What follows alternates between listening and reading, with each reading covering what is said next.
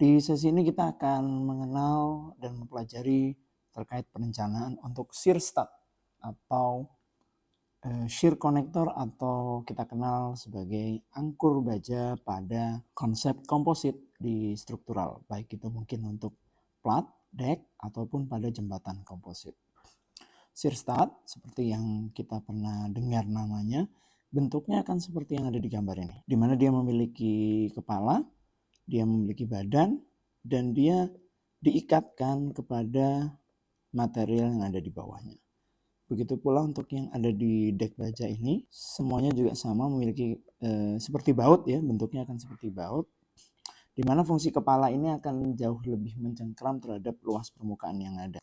Shear stud ini diikatkan di bawah atau di area profil maupun di dek baja ini. Sistem pemasangannya ada yang sistem torch, dia dilas seperti ini, atau yang ada yang dilas langsung dengan cara welding. Ini merupakan ferrut atau bahan keramik. Ini fungsinya untuk menahan seramik ini untuk menahan panas untuk tidak keluar ke bagian shear anchor, shear stud, shear connector atau angkur baja. Bentuknya bisa berbeda-beda. Ada yang seperti ini, ada pula yang seperti di sini. Namun di SNI 1729 di 2020, shear stud yang tanda kutip diakui itu merupakan shear stud yang bentuknya seperti baut atau paku ini, dan shear stud yang bentuknya dengan seperti kanal ini. Semua ada diatur di I8 1729-20 angkur baja, di mana ada kekuatan angkur baja untuk stud berkepala dan juga ada kekuatan angkur baja yang bentuknya kanal baja. Jadi sama seperti gambar yang di kiri ini. Kanal baja, kalau yang di sini adalah stud berkepala. Rumus masing-masing untuk kekuatan masing-masing angkur itu akan berbeda-beda tergantung bentuk dan kondisinya. Lantas apa sih fungsi shear stud itu? Kalau kita buat simple sebenarnya, jika stud atau angkur ini tidak ada, maka komposit tidak akan pernah terjadi. Karena kita tahu betul bahwa shear stud ini fungsinya adalah sebagai perekat atau sebagai bahan pengikat dari komposit. Stud ini nanti akan berada di dalam beton. Nah, di mana fungsinya nanti dia adalah sebagai pengikat antara profil baja pada jembatan komposit ya dan plat betonnya. Nah, dalam merencanakan shear stud ini ada beberapa aturan yang bisa kita aplikasikan. Pertama, jumlah penghubung geser atau shear connector yang diperlukan antara titik momen 0 dan momen maksimum adalah N sama dengan VH dibagi dengan QN. Kita lihat ke SNI 179-2020 I82C. Di sini udah ada dibahas bahwa jumlah angkur baja yang diperlukan antara penampang dengan momen lentur maksimum atau positif, negatif, dan penampang dengan momen 0. Oke. Jadi rumus ini dipakai untuk memenuhi jumlah angkur dalam area mulai dari momen 0 hingga momennya, dan penampang dengan momen terdekat harus sama dengan geser horizontal seperti yang ditentukan pada pasal I32D1 dan pasal I32D2. Nanti dibagi dengan kekuatan geser nominal dari satu angkur baja seperti yang ditentukan dalam pasal I82A dan pasal I82B. Menginterpretasikan paragraf ini itu bentuknya seperti ini, di mana N jumlah angkur itu adalah geser horizontal yang ada di pasal I32D1 dan pasal I32D2 dibagi dengan QN atau kekuatan geser nominal satu angkur baja yang diatur di I82A dan I82B. Kita ke VH-nya dulu, yaitu I32D2 dan I32D1. Yang dimaksud di I32D1 dan I32D2 merupakan rumus geser horizontal untuk tension dan compression dari penampang beton. Kita punya AGFY dan kita punya AC 085 kali FCA prime dikalikan dengan AC, dan ini pun sudah pernah kita hitung dalam perencanaan untuk komposit plastis. Kita intip di SNI sebentar. Oke, ini di I3 ini masuk ke lentur, di mana nanti kita menghitung terhadap kekuatan. Lalu kita kembali ke I82A dan I82B, itu merupakan kondisi angkur, apakah angkurnya merupakan stud berkepala ataukah angkurnya merupakan kanal baja. Kembali ke rumus ini, jadi ini merupakan geser horizontal yang akan kita pilih dari nilai terkecil antara dua ini, antara tension atau compressionnya, dan ini adalah kekuatan satu angkur baja. Untuk di VH atau gaya geser horizontal total itu menganut di I32D1 2T2, yaitu rumus yang barusan kita bahas. Untuk tensionnya di AG kali FY, untuk di compressionnya 0,85 FC prime kali AC. Untuk kuat nominal penghubung geser per satu angkur baut yaitu QN, itu rumusnya untuk angkur stud, karena kebetulan kita menggunakan perencanaan ini menggunakan angkur stud berkepala yang bentuknya seperti baut, maka rumusnya adalah 0,5 ASA. ASA itu merupakan luas penampang angkur baja, kita kalikan dengan akar FC prime dikalikan EC. Ini keliru, maaf ya. FC prime dari beton, plat beton, dan EC merupakan modulus elastisitas dari betonnya juga.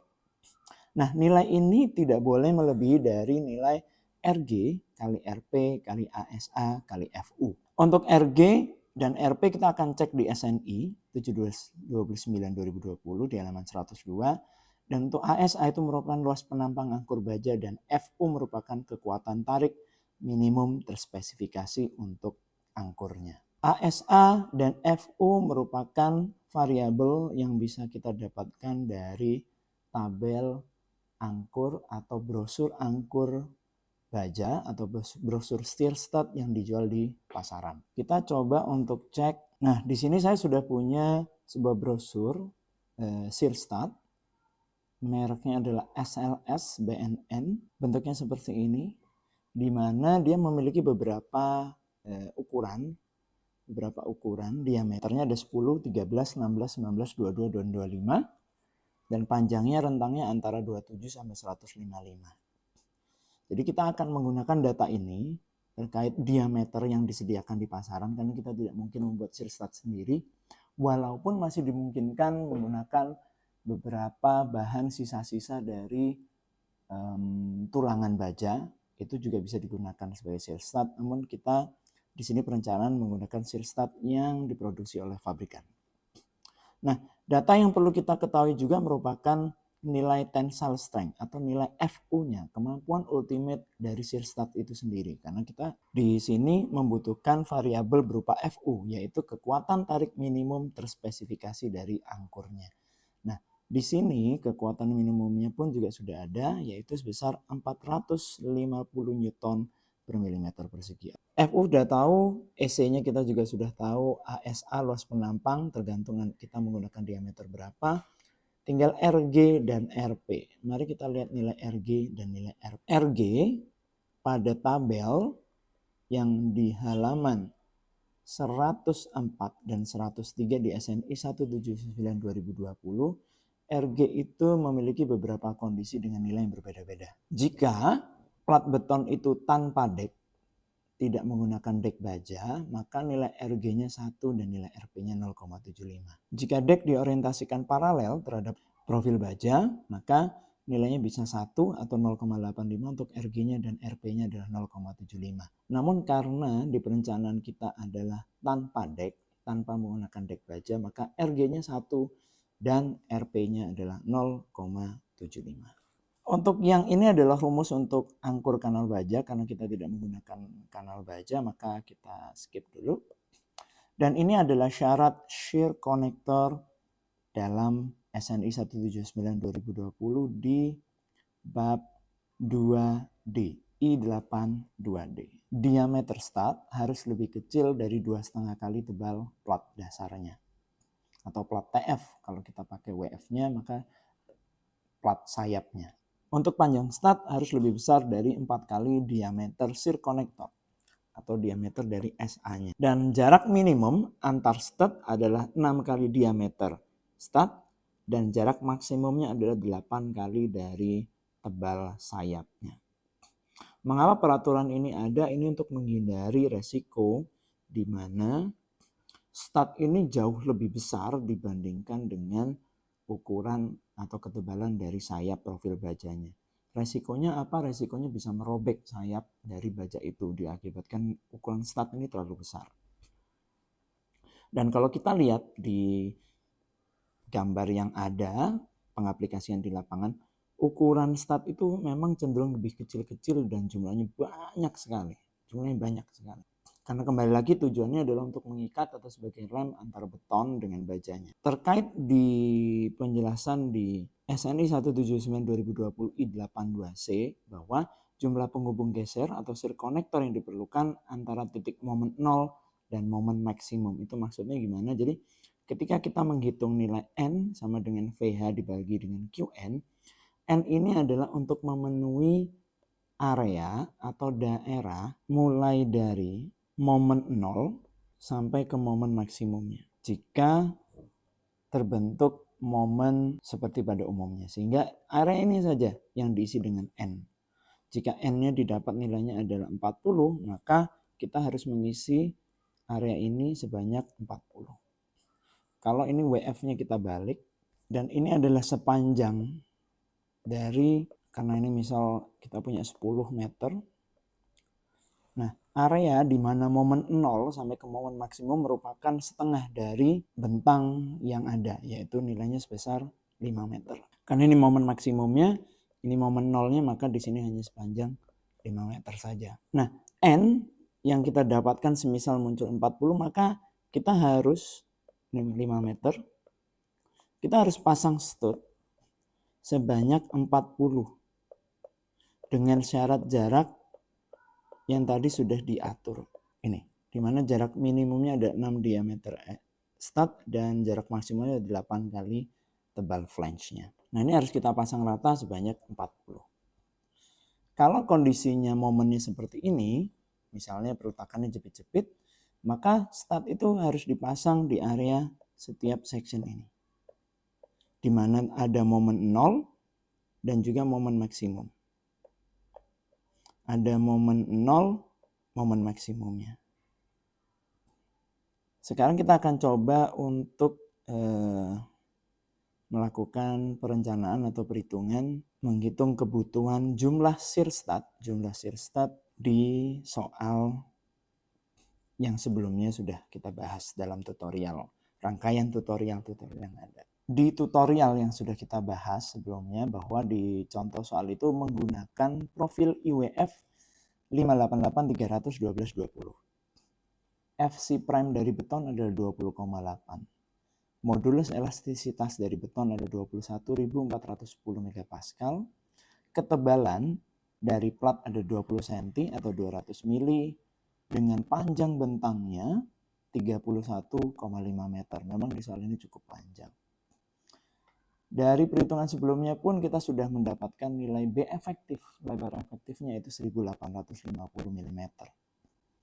Dan kita pun juga sudah dapatkan perhitungan kebutuhan tulangan pada plat betonnya, yaitu menggunakan D25 dengan jarak 250 mm. Di sini F yield untuk profil 250 MPa, sama semua soal menggunakan F yield 250 MPa untuk kualitas mutu betonnya. Oke, kita udah punya seluruh data yang ada. Sekarang kita mau menentukan nih berapa sih jumlah shear stud yang dibutuhkan jika kita melihat kondisi soal ini adalah ada sebuah jembatan, bentangnya adalah 31,5 meter, sehingga kalau kita gambarkan momennya kurang lebih akan seperti ini. Kita lihat cari momen maksimumnya, ini momen nolnya. Kita punya momen maksimum, kita punya momen nolnya, maka yang kita penuhi adalah area N ini. Yang akan kita cari adalah setengah dari 31,5 untuk diisi sejumlah N shear studnya. Kita mulai dari cek aturan syarat, di mana diameter shear stud atau DSC atau diameter SA itu harus lebih kecil dari 2,5 dari tebal sayapnya. Tebal sayap karena WF-nya adalah WF 583/1220, tebal sayapnya adalah 20, maka diameter shear stud tidak boleh melebihi dari mm. Di luar sana dijualnya adalah ada diameter 10, 13, 16, dan 19. Maka kita akan mencoba dulu dengan menggunakan Searstat dengan diameter 19 mili. Kita hitung luasnya dulu. Luas dari Searstat itu yaitu 1/4 pi d kuadrat, kita punya 283,5 mm persegi. Maka kita masukkan ke dalam rumus kekuatan geser nominal 1 angkur stud 0,5 kita kalikan dengan luasan. Barusan kita sudah hitung, luasannya sudah kita dapat. Lalu FC prime itu sudah ada di soal. Dan ini pun juga sudah kita hitung untuk modulus elastisitasnya. Sehingga kalau kita kalikan semua, maka kita dapat nilainya sebesar 94.600 atau 94,6 kN. Namun ada sebuah syarat RG, RP harus dikalikan ASA, kalikan dengan FU-nya. Di mana nanti di antara kedua nilai ini kita pilih nilai yang paling kecil. RG dan RP. RG-nya adalah 1, RP-nya adalah 0,75 karena ini tanpa dek. Beton ini, plat beton ini tidak menggunakan dek baja.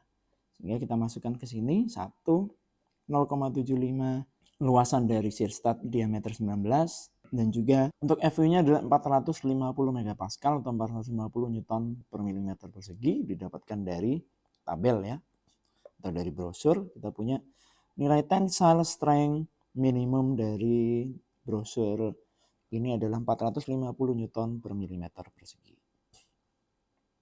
Setelah kita input, kita masukkan semua, kita punya nilai yaitu 87,18 kN. Dari kedua ini maka kita pilih yang paling kecil. Ini yang kita ambil untuk nilai Qn-nya. Kembali ke rumus tadi, di mana N sama dengan VH dibagi dengan Qn. Di sini kenapa ada 2 kali Qn? Saya ajak lihat ke gambar ini. N, VH, Qn itu untuk satu buah angkur dalam satu section. Jadi kalau kita gambarkan begini, ini kita lihat profil baja dari atas ya.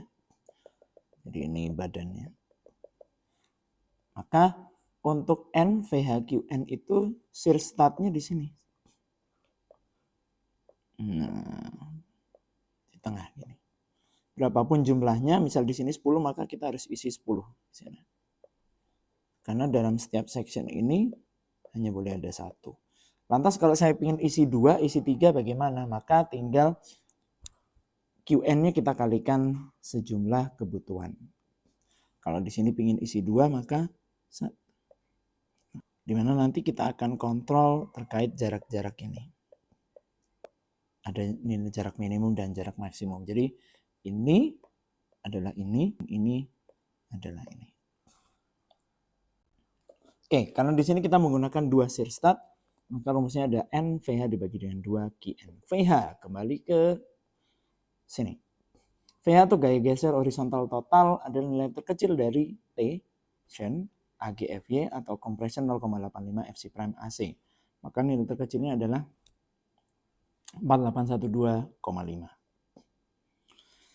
Setelah kita bagi, kita dapat nilainya sebesar 27,6. Kalau kita bulatkan jadi 28, maka ada 28 pasang shear connector dengan diameter 19 mili. Maka kita punya PR, kalau yang hitam ini adalah profil baja WF 588-300-1220 yang kita lihat dari atas, di mana kita punya PR untuk mengisi Searstat sebanyak, kalau kita pakai 19 mili, sebanyak 28 ke area mulai dari momennya 0 di sini sampai ke momennya maksimum di sini. Maka setengahnya atau 15,75 meter. Jadi kita punya tugas untuk mengisi Searstat ini. Nah, sebanyak total 28.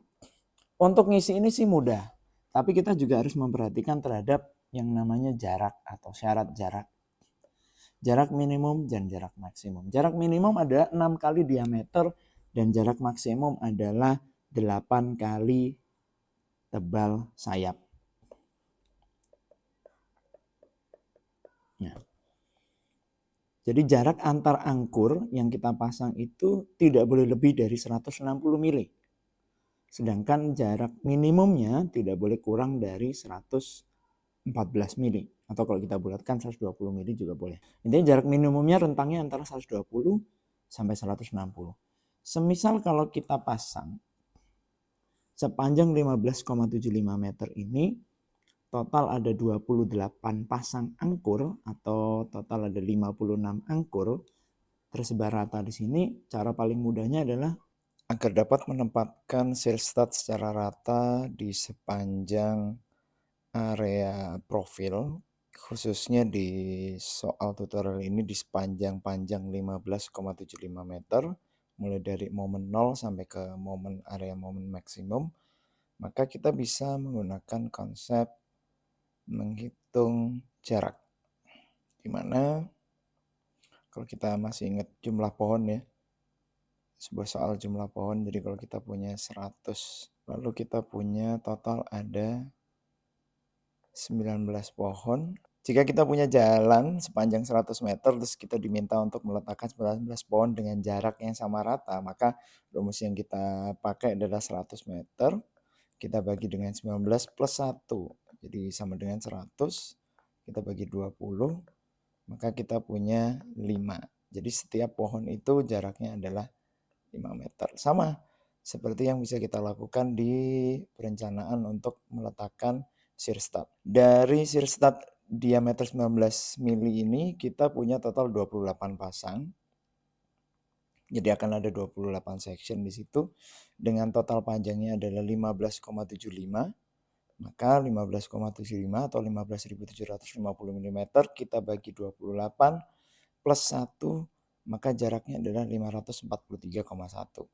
Jadi kalau kita tiap sirstat ini adalah 543,1 mm. Nah, kalau kita lihat terhadap nilai jarak sirstat maksimum masih terlalu jauh, padahal sirstat maksimumnya hanya ada di 160 mm. Kita tidak bisa pakai lebih dari itu.